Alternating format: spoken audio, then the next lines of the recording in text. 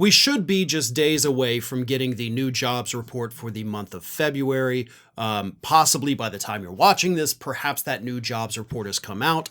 But there is a very good chance, according to outplacement firm Challenger, Gray & Christmas, that the February jobs report actually shows negative jobs created here in the United States. And a big reason for that is because of the mass layoffs taking place in the United States right now. And believe it or not, it's not just the mass layoffs within the federal government. In fact, the mass layoffs with the federal government, according to this outplacement firm, are small potatoes compared to the layoffs taking place across corporate America, due, of course, to the uncertainty created by the Trump administration.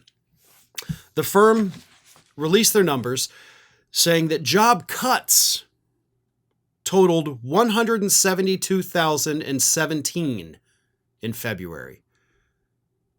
172,000 people lost their jobs here in the United States in the month of February. 63,000 of those were government jobs.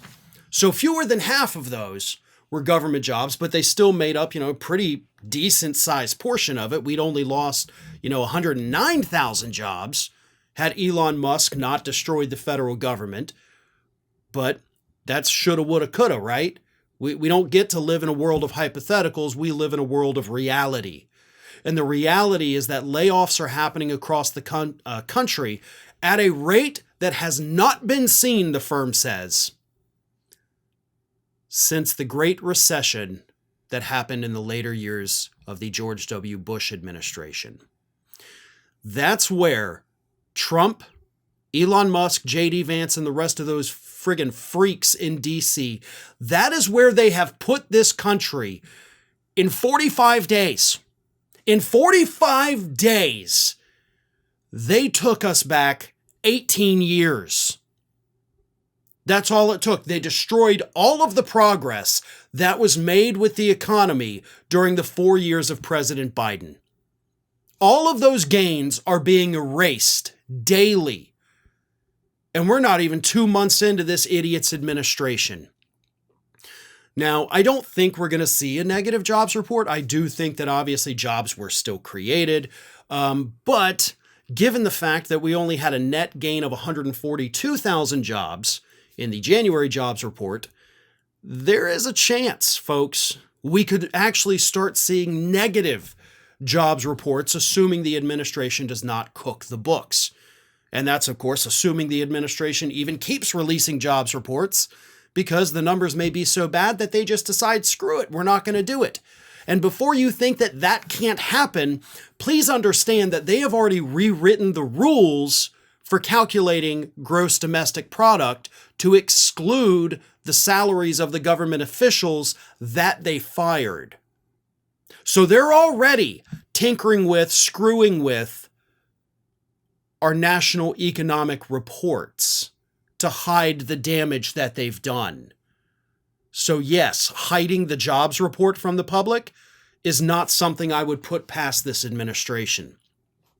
But I can't stress this enough. We are repeating the steps that happened that led us to the Great Recession of the Bush years. And let's not forget that we also had a housing market crash at that time. To be honest, had it not been for that, I wouldn't have been able to buy my first home. A lot of people were in that situation, but even more people lost their homes, and that is not a good trade-off, folks. But the reason we're headed for another housing market crash, which the housing industry has been warning us about for a couple months since Trump won, is the mass deportations. There's nobody left to build houses. We're getting rid of all the people that do that. We have seen entire construction sites lose everyone that worked there because they're too scared to go to work.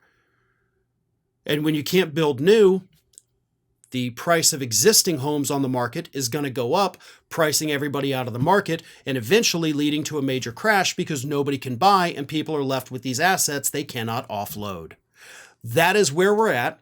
It's where we were at in the 2000s, and we're just headed right back there. The warning signs, my God, they are there. The patterns are repeating perfectly. In fact, most of the patterns we're seeing right now are the same patterns that happened in the late 1920s, right before the Great Depression started. So forget the Great Recession of the 2000s. We're back in Great Depression territory. And by the way, that's actually according to major economic firms across the globe. We're repeating the same mistakes. Trump knows nothing. His administration knows nothing. They don't know what they're doing or why they're even doing it. And we're the ones left to pay the price. Thanks for watching, everybody. And if you're not already, please subscribe to the channel. We got fresh content every day for you. And if you want to follow us across social media, make sure you check out all of the social links that we have posted in the description of this video.